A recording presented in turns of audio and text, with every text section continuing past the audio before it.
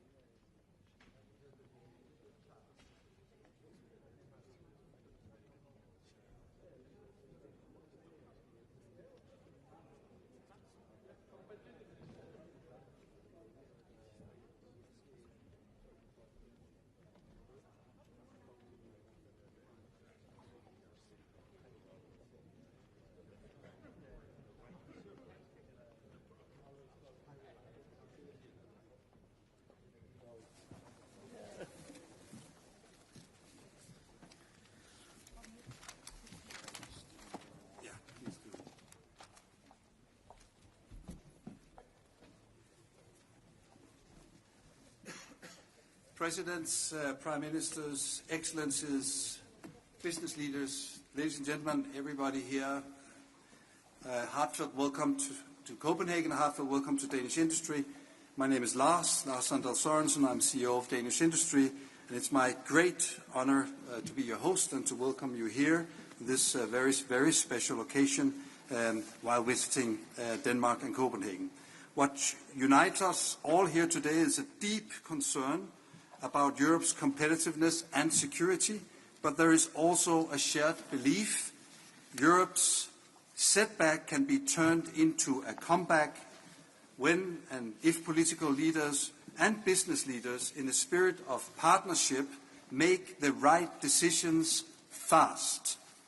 Our hope is that this summit and this engagement also by the private sector of Europe and the commitment to invest further marks a turning point for European competitiveness. Before I hand over to the first speaker, I want to inform you that the Danish Prime Minister may have to leave before the end of this event due to your commitment and obligations at the informal meetings for the heads of state and government here later today. We appreciate your understanding and really appreciate that in your super tight schedule that you're able to be here now. And with that, I will hand over to you, Jakob Wallenberg. The floor is yours. Thank you. Thank you very much. Excellencies, ladies and gentlemen, dear friends. This is a very important occasion. For business to have a dialogue with you leaders is a key to build prosperous societies for all our citizens. So I really thank you for being here. Now, on competitiveness, obviously we are losing ground. I think it's worthwhile remembering that in 2008, the EU and the United States had roughly the same GDP per capita. In 2023, 15 years later, the United States is 25% larger than the EU and Great Britain together. Now, that to me is a remarkably big number. However, one should remember that the key explanation factor are the Magnificent Seven that grew at an extraordinary pace during this period. So Europe has challenges, but I think it is important not to forget that Europe has great strengths, great people, and great companies. We're proud and we want to develop. We can. In my view, Europe must move from reaction to action to remain competitive, secure, and resilient. European businesses present here today are ready to act, not just with goodwill, but with concrete intent. We stand ready to invest significantly more in Europe.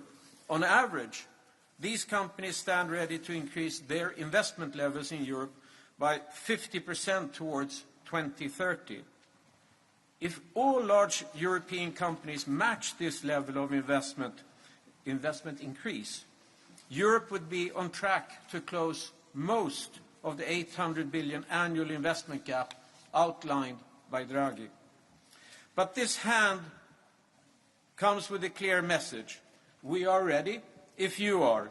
We need the enabling conditions to be in place. We are in a hurry, and we need that sense of urgency.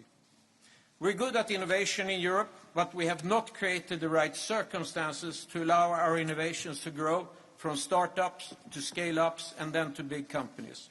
For this to happen, we must firstly channel European private capital to the innovations and stop the capital from sleeping in bank accounts or in mattresses for that matter.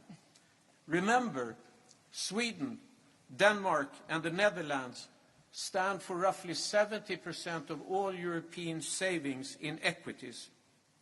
The rest of all savings is in savings accounts. Now imagine if we unleash the financial power in our mattresses. It's a cultural question. It's not a question of more regulation. To save in equities is good. Secondly, we must create a true European internal market through simplification and harmonization, also in areas such as telecom and energy. I believe that closing the investment gap requires this joint partnership between business and policymakers as evident today. So, Excellencies, this hand is extended in trust. If met with action, it becomes a shared commitment towards a more secure and competitive Europe. And with that, I would like to hand over the Copenhagen Pledge to the Prime Minister.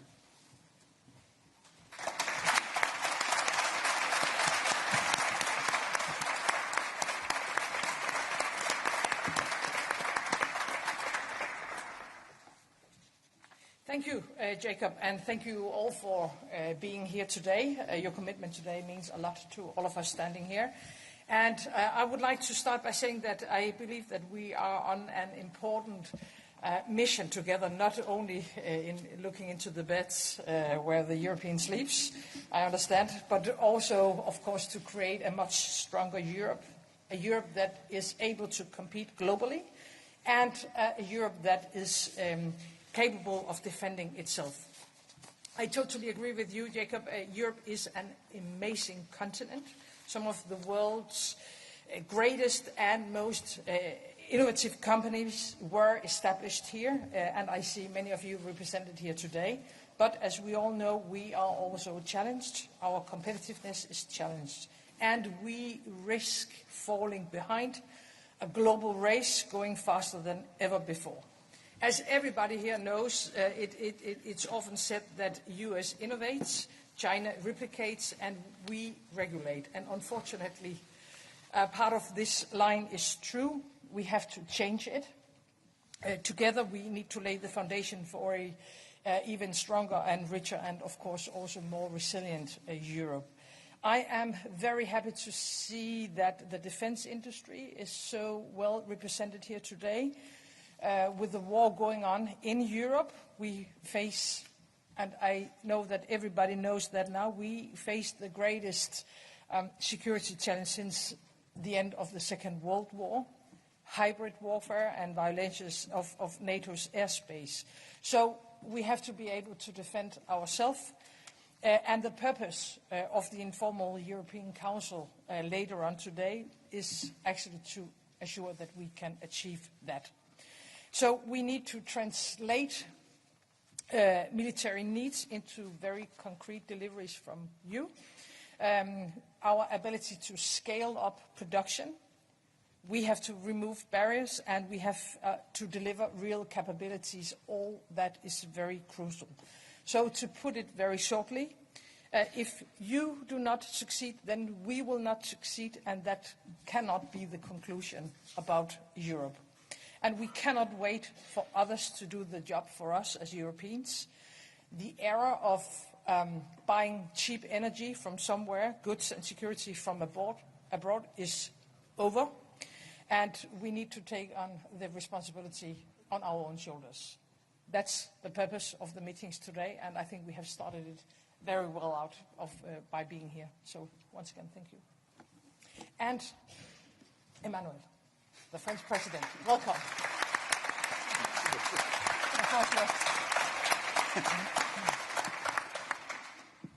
Thank you, Madame la Première Ministre. Thank you, Mette. Lars Jacob, thank you very much for your introduction and your first words, and thank you for this Copenhagen pledge. Look, I totally share first the assessment and what Madam Prime Minister just said. What is the roadmap for all of us? We want to be more competitive because this is the only way to have growth, to create jobs, to finance our social model and the future of young people. We want to be more sovereign because we experienced during the past few years the cost of dependencies, COVID time, war in Ukraine, instabilities of this world. And we want to meet with our commitments on climate change. We have to decarbonize. It's clear because it's as well about our future. In order to deal with that and with these three objectives, we have to innovate much more and we have to be much more efficient because I think the main figures was mentioned by Jacob about the big gap with the US. A third of this gap in terms of GDP per capita difference is due to the quantity of work, but two-thirds is due to the lack of innovation and efficiency of our own market. So we live in a world of uncertainties, and this is not the purpose today to revert on these uncertainties, tariffs and so on, but we put too many tariffs on our economies ourselves. So we know exactly what we have to do. It's well established in Letta report, Draghi report, and so on. So now the question is how to deliver. And this is the agenda we work on with the leaders and with the Commission. And it's a days and weeks issue. And I want to insist on that because for me, the end of this year is absolutely critical to deliver this agenda. First, this is simplification. I agree with you, it's not brand new. We don't speak about moonshots. But it's just to resynchronize our economies with the rest of the world in terms of sometimes timelines, regulation issue on trials and so on, but as well CSRD, CSDDD, simplification regarding the stock of the European legislation, etc., etc. It's super important. Second, the deepening of the single market. Everywhere we still have barriers, we kill the potential for all of you to have a domestic market of 450 million citizens. This is the biggest market, the biggest developed market with 23 million businesses and 450 million inhabitants. In a lot of sectors, we still have too many barriers, too many regulators and so on. So this is our agenda, and in this regard, the implementation of a 28th regime is clearly a very important move forward, and we back this approach. But telco and energy, as mentioned, are as well key focus to deliver that. Third, innovation. Quantum, AI, healthcare, defense, green tech, on these 5 sectors which are key to deliver our common agenda, we have to innovate much more. It's all about talents. We have the talents, we train them, we want to keep them. Scale. So on these key issues, this is where we have to focus clearly our energy to reduce the barriers. Speed. And everywhere we are lagging behind China and or US in terms of legal timelines, we will lose. And finance.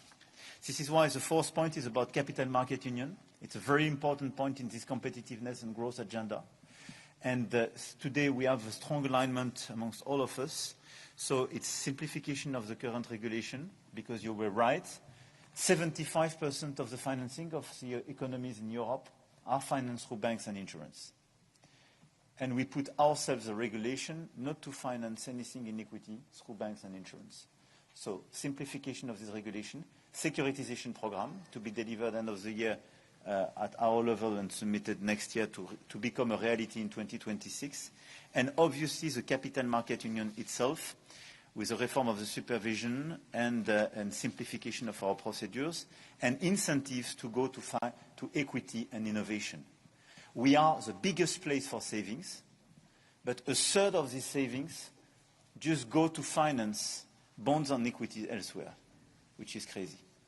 And the rest is largely over-financing our own bonds and not sufficiently our technologies.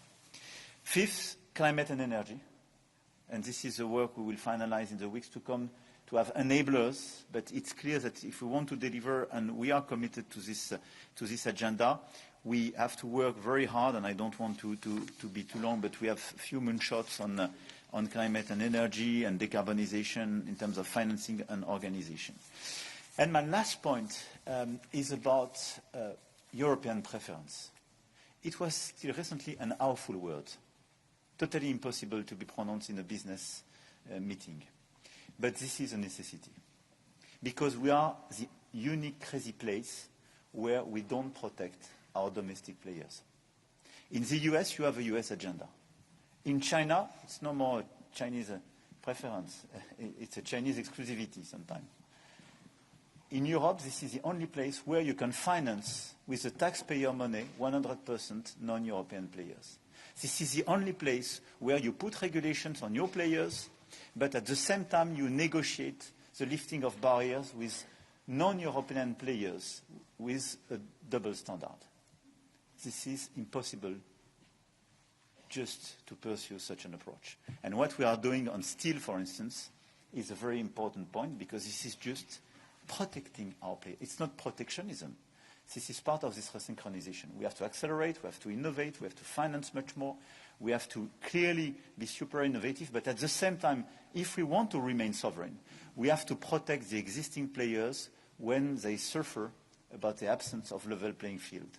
And what we started with the Chinese EVs, what we follow with the steel today is exactly what we have to do sector by sector, because this protection and this European preference are key elements of this competitiveness agenda. I don't want to be longer. I think the agenda is quite clear and the roadmap is quite consensual. And now the main issue for us is implementation and speed. And this is why we will focus in the weeks to come to deliver this agenda in order to put it in strong regulations at the European level, in order sometimes to deregulate, but to have clarification of that and make it real. I don't want to be longer. I want to thank you, Mette, to start this informal council and the summit of the European political community with precisely this business meeting and the opportunity to answer the Copenhagen pledge. Thank you.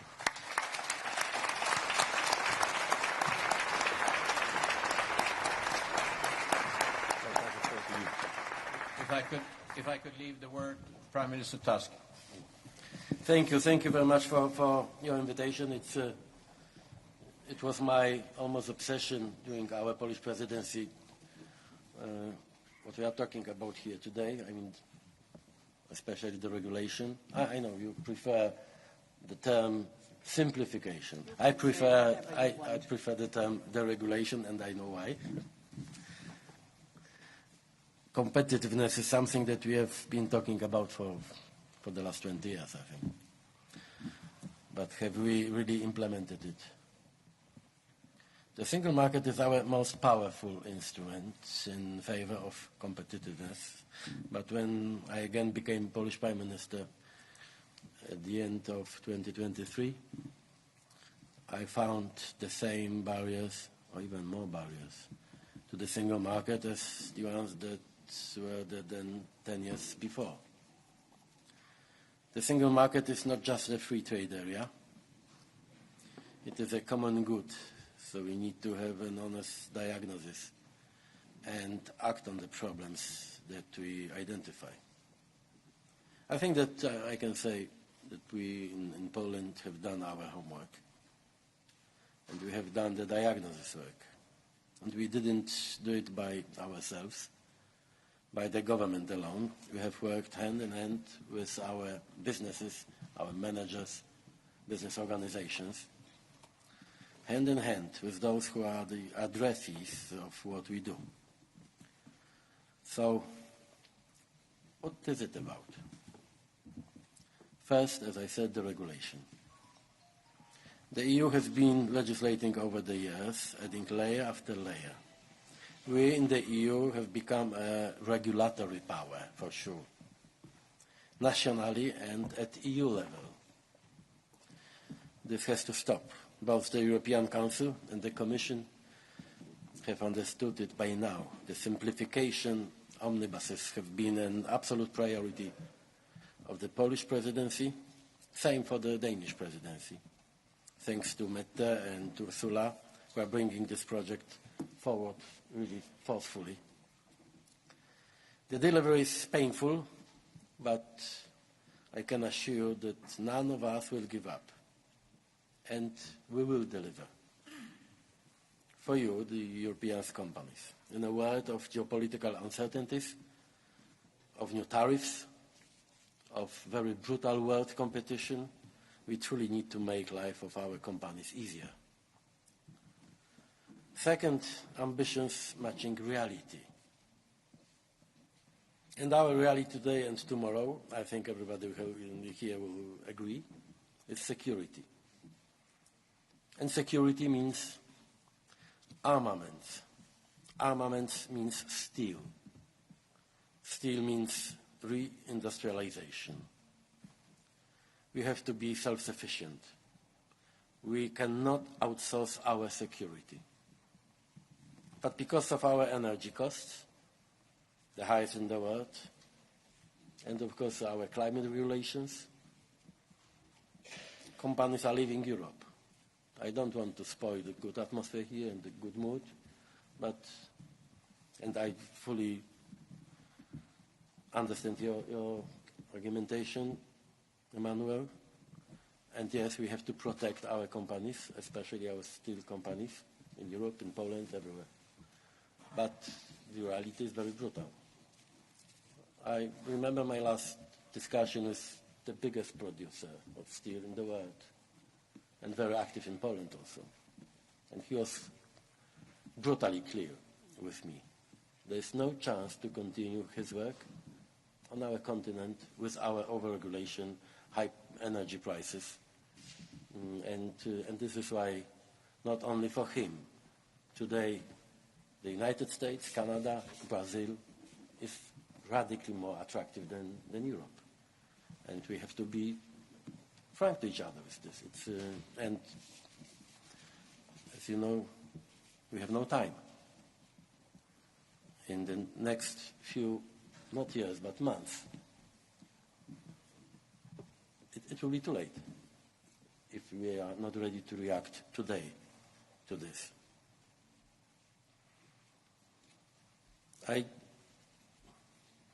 Even with my offer to him I offer them, I mean, the steel producers, massive state aid in Poland. But they were really also very blunt with me.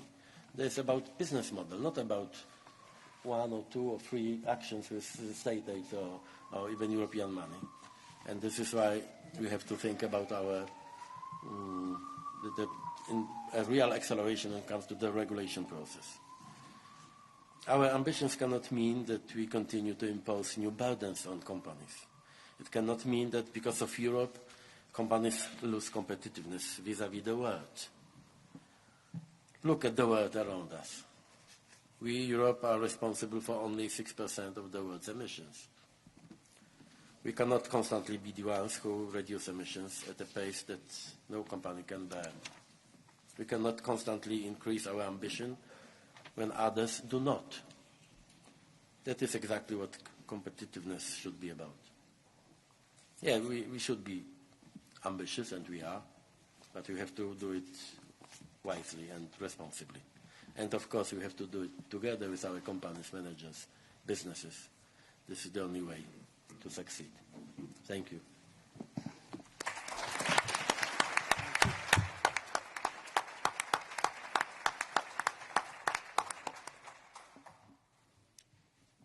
President. Thank you very much. Yes, thank you very much. Thank you very much for inviting us here today. Many familiar faces with whom we are working very closely together, and I know exactly that you have the spirit. Europe has strength, Europe has huge potential, but we have to unleash it. So therefore I would say, you said from reaction to action, that's correct, but also from words to action is now important. The Commission is since 9 months in office. You know that we have prepared our term by asking Draghi and Letta to prepare their reports, and the diagnosis was absolutely crystal clear, also the urgency behind it. And we all are committed to this diagnosis. We should also say that this is unique. We've never had that before, that all of us say this is the right way to go. Now we have to put it on the road. And therefore, we have started with, and you're familiar with that, with the different sectors or fields of action that are so important. Indeed, competitiveness and decarbonization. We've started with the Clean Industrial Deal. You asked for the simplification. You asked for the speeding up of the permitting and many other topics. It's in there. We have set up a startup of 400 billion euros exactly to boost the competitiveness and to have the public hopefully associated with the private funding here in the European Union. On innovation, yes, we have to double down on innovation. We're good. We have talent in Europe. We know that. But the innovation, the breakthrough innovation, to turn it into a product that is scaling up and feeding in Europe, that's where we can get much better. We have proposed to double the investment in Horizon Europe, also one of your asks, and I hope that at the end of the long-term budget discussions, this will be maintained because it's a cornerstone of boosting innovation. We have 2 Achilles heels that you have identified too. That one is the structurally costs of energy, too high. The other one is that for financial services, we do not have a single market. There, it does not exist. It is too fragmented. Therefore, I could go very long on the energy topic. Important is on energy that we reduce our dependency on the volatility of the global market and that we invest more in homegrown, cheaper energy sources from nuclear to renewable, because this is where we define the price. On the global markets, you know, our dependencies can easily be weaponized. Of course, I'm aware that gas is a baseload that we will need, but the other energy sources have to be boosted even further. We have the Affordable Energy Action Plan, which is much broader, investment in grids and interconnectors, etc. That is already on the table, proposed by the Commission. On the capital market, as I said, we have basically no single market for financial services because it is so fragmented. This is why we launched the Savings and Investment Union. Emmanuel, you said it all, world champion in savings, but certainly not world champion in investing the capital here in the European Union. This is the project that we are pushing forward together. On defense, it's historic, what happened in the last month on the European level, of course in close cooperation with NATO. But because the situation is as it is absolutely necessary that we have a massive surge in defense investment. This is why we enabled up to 800 billion of investment till 2030. The buzzwords are safe, the joint procurement, and the national escape clause. And there's an omnibus for defense that is on its road, the simplification in the defense sector, where the defense sector is asking for to be able to scale up and to produce faster and cheaper. This omnibus has to arrive. I'll come to that in a moment. Because when we look at simplification, we all agree we need simplification, we need deregulation.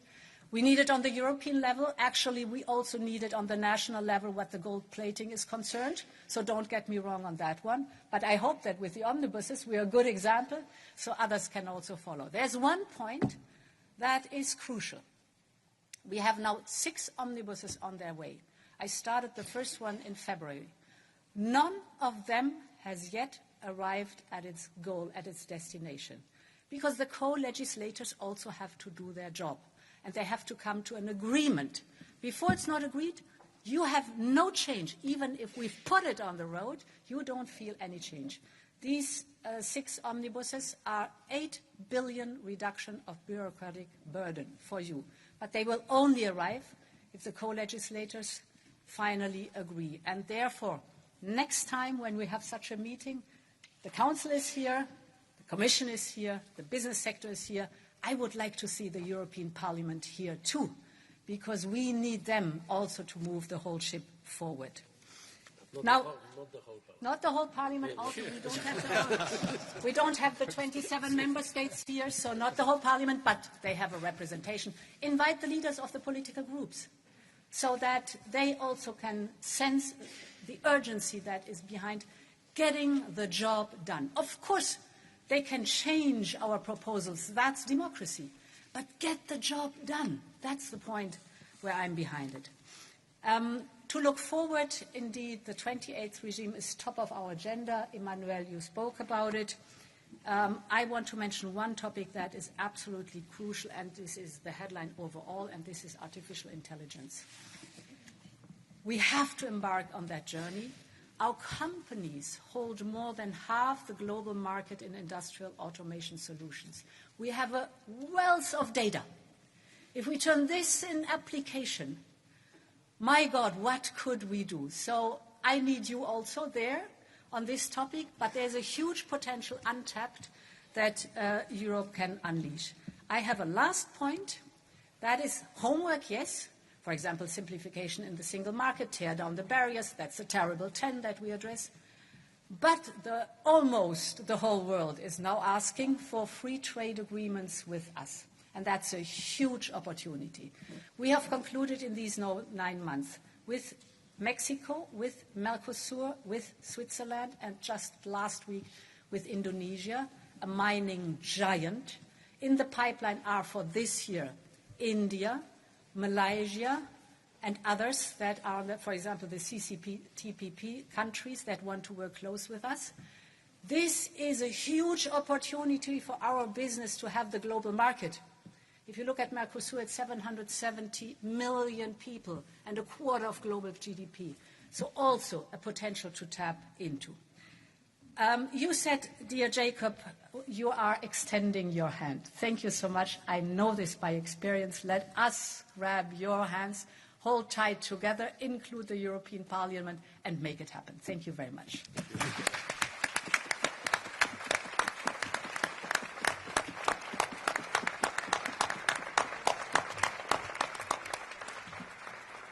A lot of very, very important phrases here. I hope all of Europe listens to what you have just said, all of you. At least we have from business as well. We want to be your partner in making this happen. Get the job done. please.